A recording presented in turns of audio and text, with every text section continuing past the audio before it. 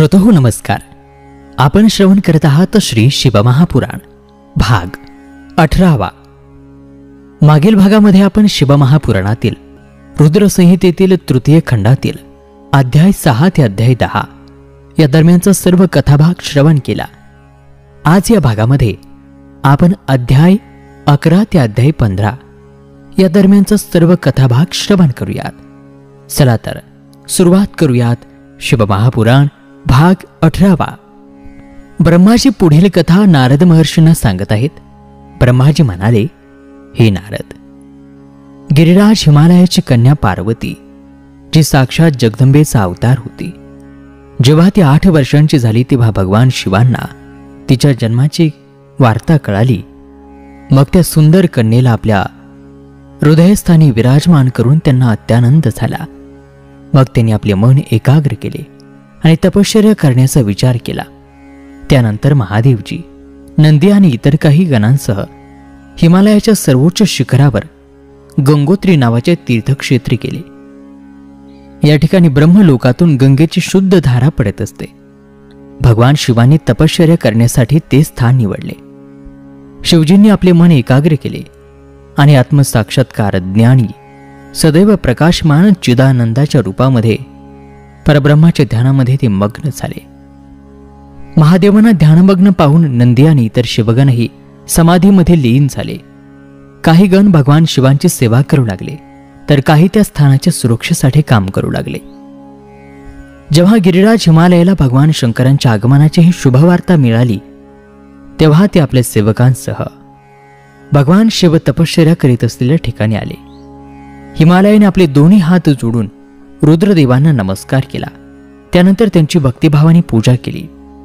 हिमालयाने हात जोडून म्हटले, हे प्रभू, आपण येथे आलात हे माझे परम भाग्य आहे. प्रभू, आपण भक्त वत्सल आहात. आज माझा जन्म सफल झाला, कारण आज मला प्रत्यक्ष तुमचे दर्शन झाले. प्रभू, आपण मला तुमचा दास समजा आणि मी काय सेवा करू याबद्दल मला आज्ञा द्या.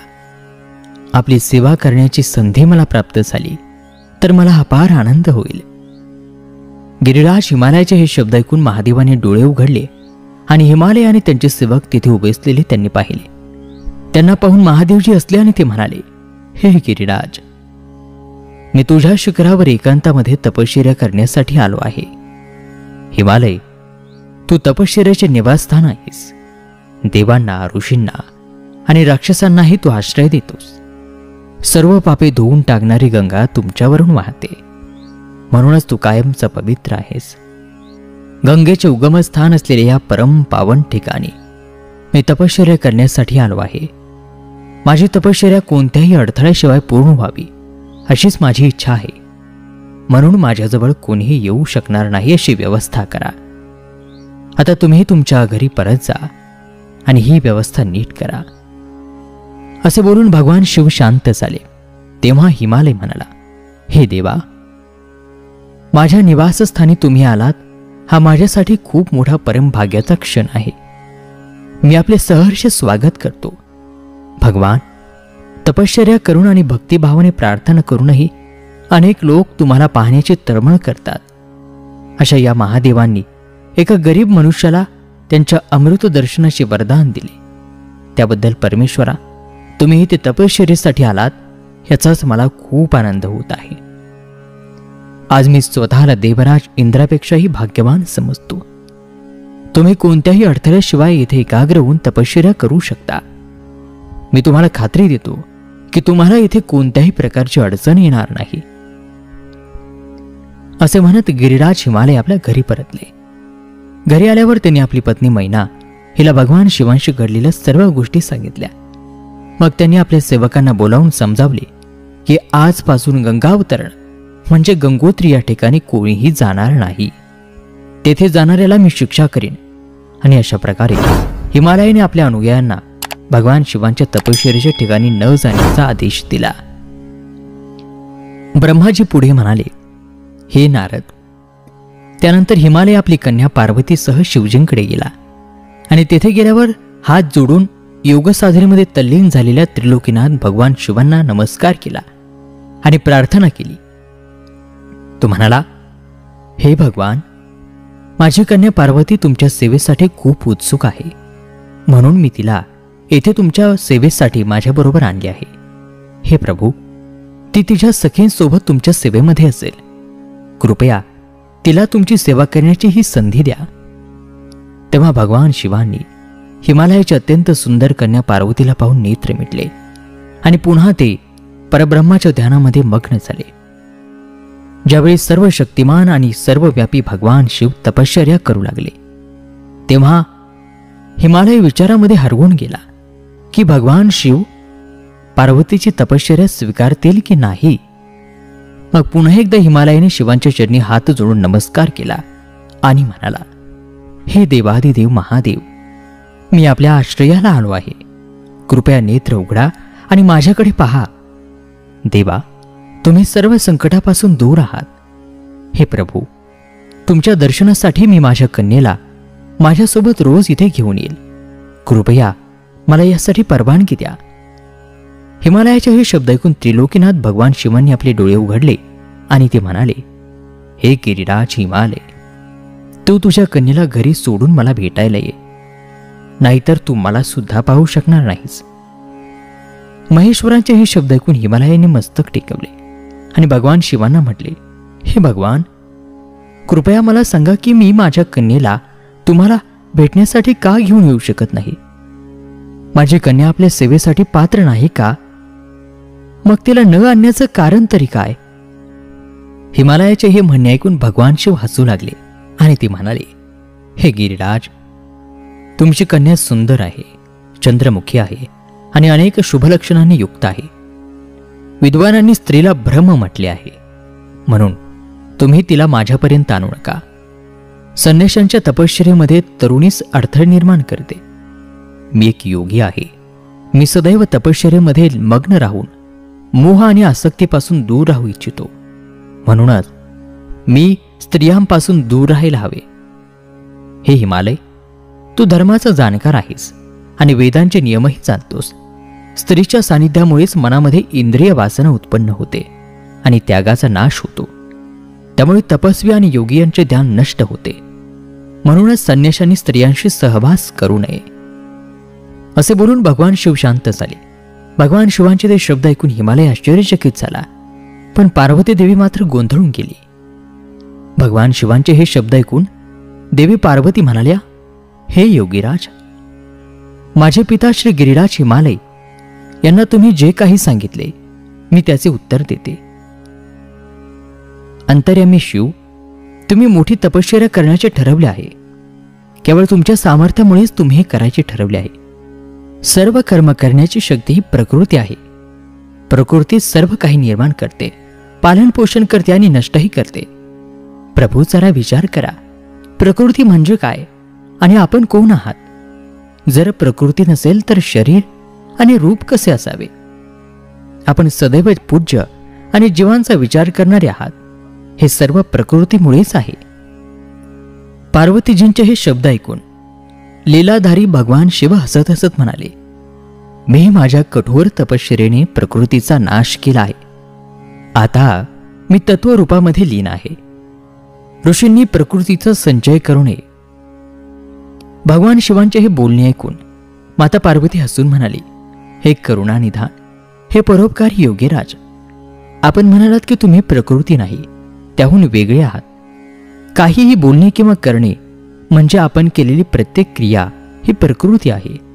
आपण नेहमीच प्रकृतीच्या नियंत्रणाखाली असतो. जर तुम्ही प्रकृतीपासून वेगळे असाल तर तुम्ही बोलू नये आणि दुसरे काहीही करू नये, कारण या क्रिया प्रकृतीच्या म्हणजे प्राकृतच्यात आहेत. प्रभू, तुम्ही जे हसता, ऐकता, खाता, बघता किंवा करता हे सर्व प्रकृतीचेच काम आहे. म्हणून निरर्थक वादविवाद करून काही उपयोग नाही. प्रभू, आपण जितेंद्रिय असूनही प्रकृतीनुसार वागता. जर तुमचा विश्वास असेल की तुम्ही प्रकृतीपासून वेगळे आहात तर तुम्ही माझ्या कोणत्याही सेवेला घाबरू नका. माता पार्वतीच्या मुखातून निघालेले या सांख्यशास्त्रातील शब्द ऐकून भगवान शिव अवाक झाले. मग त्यांनी आनंदाने माता पार्वतीला त्यांची सेवा करण्याची आज्ञा दिली. त्यानंतर भगवान शिव पर्वतराज हिमालयाला बोलले, हे गिरिराज हिमालय, तुझ्या या शिखरावर मला तपश्चर्या करायची आहे. कृपया मला यासाठी संमती द्या. देवादिदेव भगवान शिवांचे हे शब्द ऐकून गिरिराज हिमालयाने दोन्ही हात जोडून म्हटले, हे महादेव, हे सर्व जग तुमचेच आहे. सर्व देव, दानव आणि मानव नेहमी तुमचीच पूजा करतात. मी तुमच्यासमोर एक तुच्छ मनुष्य आहे आणि मी तुम्हाला काय आज्ञा देऊ? प्रभू, तुमची इच्छा आहे, तुम्ही तुमची इच्छा असेल तोपर्यंत इथे राहा. गिरिराजाचे हे शब्द ऐकून भगवान शिव हसू लागले आणि आदराने हिमालयाला म्हणाले, आता तू जा. तुझी कन्या रोज येऊन मला भेटू शकते. मी तिला माझी सेवा करण्याची आज्ञा देतो. त्यानंतर त्यांनी त्रिलोकीनाथ भगवान शिवांना नमस्कार केला आणि मग ते दोघेही आपल्या घरी परतले. त्या दिवसापासून माता पार्वती शिवांची सेवा करण्यासाठी रोज तेथे जात होत्या. त्यावेळी त्यांच्या 2 सखेही सोबत असत. भगवान शिवांची त्या भक्तिभावाने सेवा करत, महादेवांचे चरण धुवून ते चरणामृत प्राशन करणे, त्यानंतर षोडशोपचारांनी पूजा करणे, अशा प्रकारे दररोज भगवान शिवांची पूजा करण्यामध्ये बराच वेळ जात असे. कधी कधी पार्वतीजींच्या सखी तिथे भक्तिभावाने भजन गात. एके दिवशी सदाशिवांनी पार्वतीजींच्या सेवेमध्ये तत्पर पाहिले आणि विचार केला की जेव्हा हिच्या हृदयामध्ये उगवलेला अभिमानाचा अंकुर नष्ट होईल तेव्हाच मी हिचा स्वीकार करीन. असा विचार करून लीलेच्या रूपाने असलेले भगवान शिव पुन्हा ध्यानामध्ये मग्न झाले. मग त्यांचे मन चिंतामुक्त झाले. मग देवी पार्वती भगवान शिवांच्या रूपाचे चिंतन करत आणि त्यांची भक्तिभावाने सेवा करत भगवान शिवही माता पार्वतींना शुद्ध भावनेने दर्शन देत. दरम्यान इंद्र आणि इतर देव आणि ऋषी ब्रह्माजींकडे पोहोचले. ब्रह्मदेवांच्या परवानगीने कामदेव हिमालय पर्वतावर गेले. सर्व देवांच्या कार्याच्या सिद्धीसाठी त्यांना वासनेच्या प्रेरणेने पार्वती आणि शिव यांचे मिलन घडवायचे होते. याचे कारण पराक्रमी तारकासुराने ऋषीमुनींना आणि देवांना खूप त्रास दिला होता. त्याला मारण्यासाठी त्यांना भगवान शिवांसारख्या अत्यंत शूर आणि बलवान पुत्राची गरज होती. कामदेवाने हिमालयाच्या शिखरावर पोहोचण्यासाठी खूप प्रयत्न केले, परंतु भगवान शिव कामाच्या मोहाने मोहित होऊ शकले नाहीत. रागाच्या भरामध्ये त्यांनी कामदेवाला जाळून त्याची राख केली. आता शिवाला मोहित करून देवांची इच्छा पूर्ण करण्याची शक्ती फक्त माता जगदंबेमध्ये होते. म्हणून काम संपल्यावर लोकांच्या कल्याणासाठी आणि आपले व्रत पूर्ण करण्यासाठी पार्वतींनी भगवान शिवांना आपला पती म्हणून प्राप्त करण्याचा निर्णय घेतला. कठोर तपश्चर्या करून देवी पार्वतीने भगवान शिवांचे मन जिंकले आणि मग त्या दोघांनीही मोठ्या प्रेमाने, आनंदाने सर्व देवांचे महान कार्य पूर्ण केले. नारदजी पुढे म्हणू लागले, हे ब्रह्मदेव, तारकासूर कोण होता ज्याने देवांनाही त्रास दिला? त्याला स्वर्गातून हद्दपार करून स्वर्गावर आपली मक्तेदारी प्रस्थापित केली, याबद्दल मला सांगा. तेव्हा ब्रह्माजी म्हणाले, हे नारद, मरीचींचा पुत्र कश्यप मुनी, त्याला 13 पत्नी होत्या. त्यापैकी सर्वात मोठी होती दिती. तिला हिरण्यकश्यपू आणि हिरण्याक्ष असे 2 पुत्र झाले. हिरण्यकश्यपू आणि हिरण्याक्ष यांचा वराह आणि नरसिंहाच्या रूपामध्ये श्रीहरी विष्णूंनी वध केला. त्यानंतर आपल्या पुत्राच्या मृत्यूने दुःखी झालेल्या दितीने कश्यपांची प्रार्थना केली, त्यांची खूप सेवा केली. त्यांच्या कृपेने दिती पुन्हा गरोदर राहिली. जेव्हा इंद्राला हे कळाले तेव्हा त्याने दितीच्या गर्भामध्येच त्या मुलाचे लहान लहान तुकडे केले. परंतु दितीच्या व्रत आणि इतर भक्तीमुळे मुलाला मारण्यामध्ये त्याला यश आले नाही. वेळ संपली तेव्हा तिच्या गर्भामधून 39 मुले प्राप्त झाली. ते सर्व भगवान शिवांचे उपासक बनले आणि लवकरच स्वर्गी गेले. त्यानंतर दिती पुन्हा पती कश्यप मुनी यांच्याकडे गेली आणि त्यांना पुन्हा आई होण्यासाठी विचारले. तेव्हा कश्यप मुनी म्हणाले, हे प्रिय दिती, आपले शरीर आणि मन शुद्ध कर आणि भक्तिभावाने तपश्चर्या कर. 10,000 वर्ष उलटून गेल्यानंतर तुझ्या इच्छेनुसार तुला पुत्र प्राप्ती होईल. हे ऐकून दितीने 10,000 वर्ष भक्तिभावाने कठोर तपश्चर्या केली. तपश्चर्या करून ती आपल्या घरी परतली. त्यानंतर कश्यप मुनींच्या कृपेने दिती गरोदर राहिली. यावेळी तिने एका अतिशय पराक्रमी आणि बलवान मुलाला जन्म दिला. या मुलाचे नाव वज्रांग होते. वज्रांग दितीच्या इच्छेप्रमाणे होता. इंद्राच्या विश्वासघाताने दितीला खूप दुःख झाले आणि तिने आपल्या मुलाला वज्रांगाला याचा बदला घेण्यासाठी देवांशी युद्ध करण्याचा आदेश दिला. पुढे वज्रांगाने सर्व देवतांमध्ये घनघोर युद्ध झाले आणि त्यानंतर शूर आणि पराक्रमी वज्रांगाने आपल्या मातेच्या आशीर्वादाने सर्व देवतांचा पराभव केला आणि स्वर्गाचे राज्य प्राप्त करून तेथील राजा झाला. सर्व देव त्याच्या अधीन झाले. मग दितीला हे पाहून खूप आनंद झाला. एके दिवशी मी स्वतः कश्यप मुनींसोबत वज्रांगाला भेटायला गेलो आणि वज्रांगाला विनंती केली की इंद्राच्या चुकीची शिक्षा देवतांना देऊ नये आणि इंद्रासह सर्व देवतांना क्षमा करावी. मी असे म्हणताच वज्रांग म्हणाला, हे ब्रह्मदेव, मला राज्याचा लोभ नाही. इंद्राच्या दुष्टपणामुळेच मी हे केले. माझ्या मातेच्या गर्भामध्ये घुसून माझ्या भावांना मारण्याचा त्याने प्रयत्न केला, म्हणून मी इंद्राचे राज्य जिंकून त्याला स्वर्गातून हाकलून दिले. प्रभू, मला उपभोग घेण्याची इच्छाही नाही. इंद्रासह सर्व देवतांनी त्यांच्या कर्माचे फळ आता भोगले आहे. आता मी स्वर्गाचे राज्य इंद्राला परत देऊ इच्छितो. मातेच्या आज्ञेमध्ये राहून मी हे सर्व केले. प्रभू, तुम्ही मला सार शिकवा, म्हणजे मला आनंद मिळेल. वज्रांगाचा उद्देश सर्वोत्कृष्ट समजून मी त्याला सात्विक तत्वाविषयी समजावून सांगितले आणि मग मी एक सुंदर आणि सद्गुणी स्त्री तयार केली आणि तिचा विवाह वज्रांगाशी केला. वज्रांगाने त्याचे सर्व वाईट विचार सोडून दिले, पण त्याच्या पत्नीच्या मनामध्ये वाईट विचारांचे वर्चस्व होते. त्याच्या पत्नीने त्याची खूप सेवा केली. तेव्हा प्रसन्न होऊन वज्रांग म्हणाला, हे प्रिये, तुला काय हवे आहे मला सांग, मी तुझी इच्छा नक्कीच पूर्ण करेन. हे ऐकून ती स्त्री म्हणाली, पतिवर्य, जर तुम्ही माझ्या सेवेवर प्रसन्न असाल तर मला या त्रैलोक्याला जिंकू शकेल असा पराक्रमी आणि बलवान पुत्र द्या, जो इतका पराक्रमी असेल की सर्व देवता त्याला घाबरतील. आपल्या पत्नीचे असे बोलणे ऐकून वज्रांग विचारामध्ये बुडला, कारण त्याला स्वतः देवांशी कोणत्याही प्रकारचे वैर नको होते आणि पत्नीला देवांशी वैर वाढवायचे होते. वज्रांग विचार करू लागला की जर आपण पत्नीची इच्छा सर्वोच्च मानून ती पूर्ण केली तर देव आणि ऋषीमुनींसह संपूर्ण जगाला दुःख भोगावे लागेल, आणि जर पत्नीची इच्छा पूर्ण केली नाही तर आपल्याला नरक यातना भोगाव्या लागतील. मग या धर्मसंकटामध्ये पडून त्याने पत्नीची इच्छा पूर्ण केली. पत्नीच्या इच्छेनुसार पुत्रप्राप्तीसाठी वज्रांगाने अनेक वर्ष कठोर तपश्चर्या केली आणि माझ्याकडून वर मिळाल्यानंतर अत्यंत आनंदी होऊन वज्रांग आपल्या पत्नीला पुत्रप्राप्तीसाठी आपल्या संसारामध्ये गेला.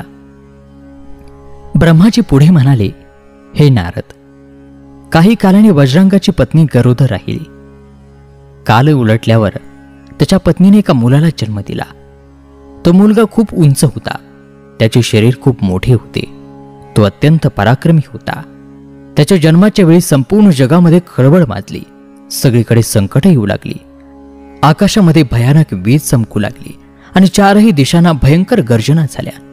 पृथ्वीवर भूकंप झाला, पर्वत थरथरू लागले, नदी तलावाचे पाणी जोरामध्ये उसळू लागले, सगळीकडे वादळ वाहू लागले. राहूने सूर्याला गिळले आणि आजूबाजूला अंधार पसरला. त्याच्या जन्माच्या वेळी अशीही अशुभ लक्षणे पाहून कश्यप ऋषींनी त्याचे नाव तारक ठेवले. तारकाचा जन्म झाल्यानंतर वज्रांगाच्या घरी त्याचे संगोपन झाले. काही वेळामध्येच तारकाचे शरीर मोठे झाले. तो डोंगरासारखा प्रचंड आणि राक्षसी बनत होता. काही कालखंडानंतर तारकाने आई आणि वडील वज्रांग यांच्याकडे तपश्चर्या करण्याची आज्ञा मागितली. तेव्हा त्यांच्या मातापित्यांनी त्याला आनंदाने परवानगी दिली. त्यावेळी त्याच्या आईने त्याला आज्ञा दिली की त्याने देवतांना जिंकले पाहिजे, त्यांना पराभूत केले पाहिजे आणि त्यांना बंदिस्त करून स्वर्ग ताब्यात घेतला पाहिजे. आईची आज्ञा मिळाल्यानंतर वज्रांगाचा मुलगा तारक तपश्चर्या करण्यासाठी मधुवनामध्ये गेला. तेथे तारक मला प्रसन्न करण्यासाठी कठोर तप करू लागला. त्याने आपले दोन्ही हात डोक्यावरून वर केले आणि वर पाहू लागला आणि एका पायावर उभा राहून एकाग्र चित्ताने 100 वर्ष तपश्चर्या करीत राहिला. त्यावेळी तो फक्त पाणी आणि हवेवरच आपले जीवन जगत होता. त्यानंतर तो 100 वर्ष पाण्यात, 100 वर्ष जमिनीवर, 100 वर्ष अग्नीमध्ये अशा प्रकारे कठोर तपश्चर्या करून मला प्रसन्न करण्याचा प्रयत्न करू लागला. त्यानंतर पृथ्वीला हातावर धरून, 100 वर्ष झाडाच्या फांदीला धरून आणि अनेक प्रकारचे दुःख सोसून तो शेकडो वर्ष तपश्चर्या करीत राहिला. या तपश्चर्येच्या प्रभावामुळे त्याचे शरीर तीक्ष्ण होऊ लागले. त्यामुळे देवलोकावर प्रलय येऊ लागला. हे पाहून सर्व देव घाबरले आणि मग मी स्वतः तारकासुराकडे त्याला वरदान देण्यासाठी गेलो. मी त्या तारकासुराला म्हणालो, तारक, तुझ्या या तपश्चर्येने मला खूप आनंद झाला आहे. अशी कठोर तपश्चर्या करून तू मला प्रसन्न करून घेतलेस. यामागे तुझा काय हेतू आहे मला सांग. मी तुला नक्कीच इच्छित फल देईन. तू तुझ्या इच्छेनुसार वर माग. ब्रह्मदेवांचे हे शब्द ऐकून तारकासूर त्यांची स्तुती करू लागला आणि त्यानंतर तू म्हणाला, हे विश्वनिर्मात्या, जर तुम्ही माझ्यावर प्रसन्न झाला आहात आणि मला वरदान देऊ इच्छिता तर हे प्रभू, मला पहिले वरदान द्या की तुमच्यामुळे निर्माण झालेल्या विश्वात माझ्यासारखा कोणीही नसेल. दुसरे वरदान म्हणजे मी अमर व्हावे, मला कधीही मरण येऊ नये.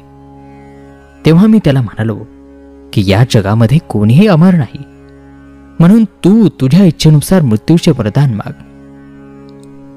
मग तारकासुराने अभिमानाने विनंती केली, देवा, भगवान शिवांच्या वीर्यापासून जन्मलेल्या बालकाच्या हातून त्याच्या शस्त्रानेच मला मरण यावे, अन्यथा मला कोणीही मारू नये. तारकाने मागितलेले वरदान मी त्याला दिले आणि मी माझ्या लोकी परत आलो. वर मिळाल्यावर तारक खूप खुश झाला. वर प्राप्तीची बातमी देण्यासाठी तो लगेच त्याच्या घरी गेला. दानवांचे स्वामी शुक्राचार्यांनी तारकाला राक्षसांचा राजा बनवले. आता तारक तारकासूर नावाने प्रसिद्ध झाला. त्याला तिन्ही जगावर आपला अधिकार प्रस्थापित करायचा होता. म्हणून सर्वांना त्रास देऊन, त्यांच्याशी युद्ध करून, त्यांचा पराभव करून तो सर्वांचे राज्य आपल्या ताब्यामध्ये घेऊ लागला. स्वर्गाचा राजा इंद्राने सुद्धा भीतीपोटी त्याला आपले वाहन ऐरावत, आपला मौल्यवान खजिना आणि 9 पांढरे घोडे दिले. भीतीपोटी ऋषींनी तारकासुराला कामधेनू गाय दिली. त्याचप्रमाणे सर्व देवांनी तारकासुराला आपल्या आवडत्या वस्तू अर्पण केल्या. राक्षसांचा राजा तारकाने इतर लोकांकडे असलेल्या सर्वोत्तम गोष्टी देखील आपल्या ताब्यात घेतल्या. इतकेच नाही तर सागरही त्याला घाबरले आणि त्यांनी आपल्या आत अडलेली सर्व संपत्ती, अनमोल रत्ने बाहेर काढून तारकासुराच्या स्वाधीन केले. तारकासुराच्या भीतीने सारे जग थरथरू लागले.